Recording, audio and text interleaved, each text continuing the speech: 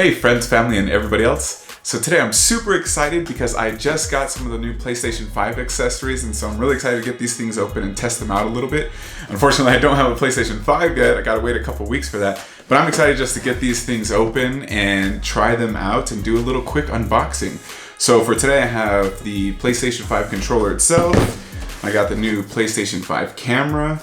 And of course, the new Pulse 3D wireless headset for PlayStation 5. So let's get these unboxed. We're also gonna try comparing them to some of the older PlayStation 4 accessories. And then of course, we're also gonna try to see if we could use a couple of them. Maybe we can plug some into the old PlayStation 4 and test them out a little bit.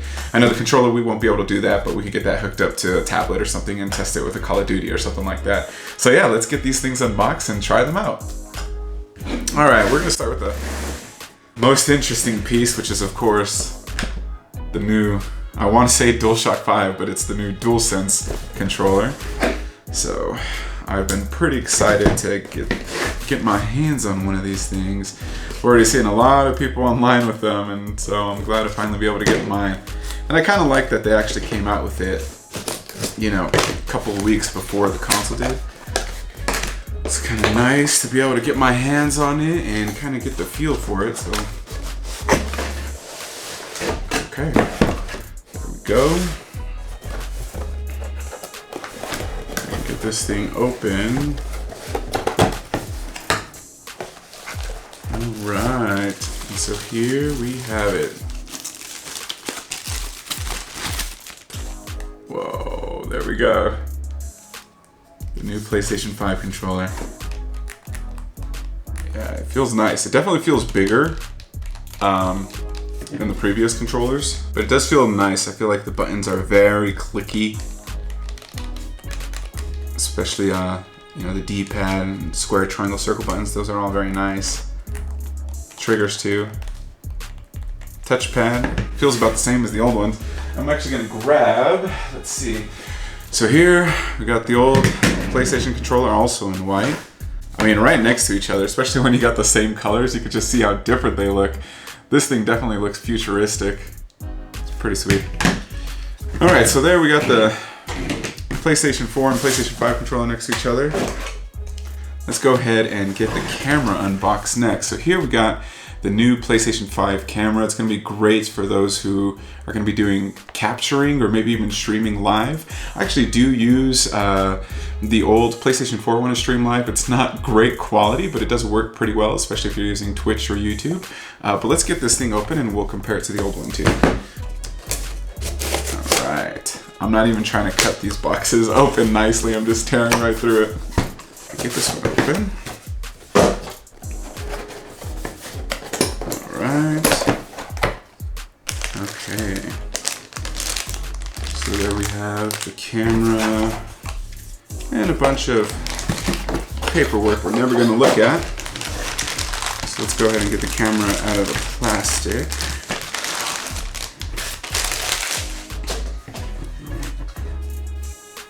Ah, so satisfying taking that off. It's got one on the bottom too. That one looks like it could just slide off, but I'm gonna leave it alone for now. So this one's pretty interesting. It's kind of similar to the old PlayStation 4 camera, where it's got a little, I guess, attachment here that lets me adjust it so that it can grab onto the back of the television, or in my case, I'm gonna have it on a monitor. But yeah, it's kind of similar to the old one. Actually, let me pull the old one out. Actually, so the new PlayStation 5 camera is much smaller than this one. The other thing that I noticed is that for this one, this little piece where, you know, that grips onto the back of the TV or onto the back of the monitor, it isn't detachable. And for this one, it is detachable. You can see I actually don't have it on here at all. Overall, I definitely think it looks much nicer than this one and a lot smaller than the old PlayStation 4 one. So there we have the Pulse 3D headset. I also did kind of pick this up just because of the fact that, you know, Sony's really touting the new sound and audio on the PlayStation 5, and this is supposed to work really well with that. So, I mean, we'll find out here in a couple weeks.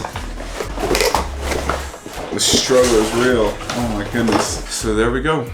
There's a new PlayStation 5 headset. I mean, right off the bat, it looks really nice. I don't know if I'm really gonna like this thing though. We'll see how that fits and feels. There are some other little things in this box. So we got USB-C charging cable to charge it.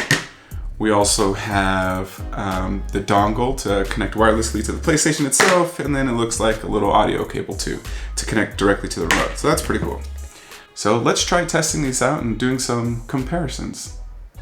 All right, so we're gonna try to connect the controller to the Galaxy tab and get some Call of Duty going. Looks like it's pairing.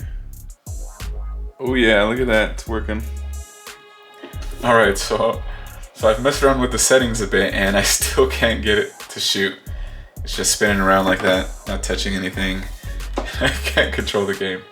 Let's try a different game. Let's see if this works.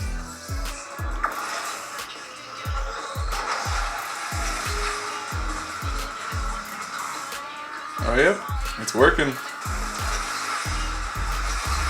Alright, so the controller more or less worked when we plugged it into the tablet, but now we're going to test out the headset using the little dongle, and we're going to connect it to a PlayStation 4 Pro. So let's check it out, see how well it works. Power that on. Oh wow! Didn't have to go into settings at all. It just connected automatically. So yeah, I just plugged in the dongle, turned on the headset, and it connected automatically. So I'm getting sound. Let's try getting into a match really quick and testing out the mic too. Let's just do some quick play. I actually really like the mute button. I don't know if you can see, but once it's pressed and it's muted, the button actually sticks out a little bit. So it's gonna make it much easier to find the button, you know, just by sliding your finger around, so you don't have to know exactly where it is. You're just gonna feel the button sticking out a little bit. Team deathmatch.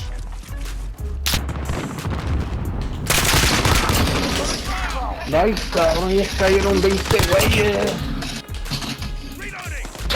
Ay, güey, me sacaron enfrente 2 veces, güey.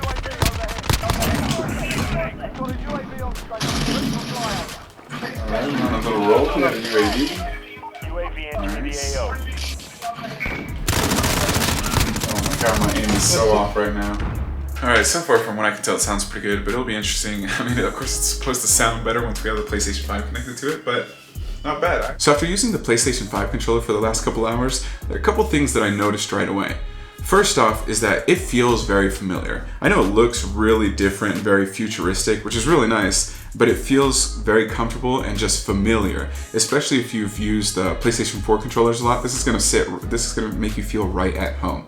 And that's a good thing because there's nothing quite like feeling confident and familiar with the controller that you're using. Other than that, there is one thing that I didn't really like about it, and that's just how the handles on the controllers kind of cut at the ends. So they're not rounded off, they actually have these really sharp edges. And it doesn't make holding it feel uncomfortable or anything like that, but you can definitely feel it because those edges kind of sit right in the palm of my hands, and so I can right away feel, or you know, they're noticeable, I should say. Not uncomfortable, but you know, noticeable. You're gonna be able to tell that those cuts are there. Other than that, like I said, this controller is just fantastic. It feels great in your hands. It's definitely weighty, definitely heavier than the old PlayStation 4 controller, which is a good thing. I feel like it feels a little bit more premium. It definitely looks more premium. On top of that, I do appreciate the change to the triggers and the bumpers. Both those buttons have been made a little bit larger and they're a little bit closer together. I can see that really being a good thing, especially when playing games like Call of Duty, so that you don't have to reach as far when you're moving from shooting or aiming on sights and to throwing a grenade or some sort of flashbang or something like that. So I think that's going to improve gameplay overall. So if we have these two controllers just sitting next to each other, you can definitely see that the PlayStation 5 buttons are larger there, and there's not this gap that the PlayStation 4 controller seems to have right there. So there you have it. That's the PlayStation 5 controller.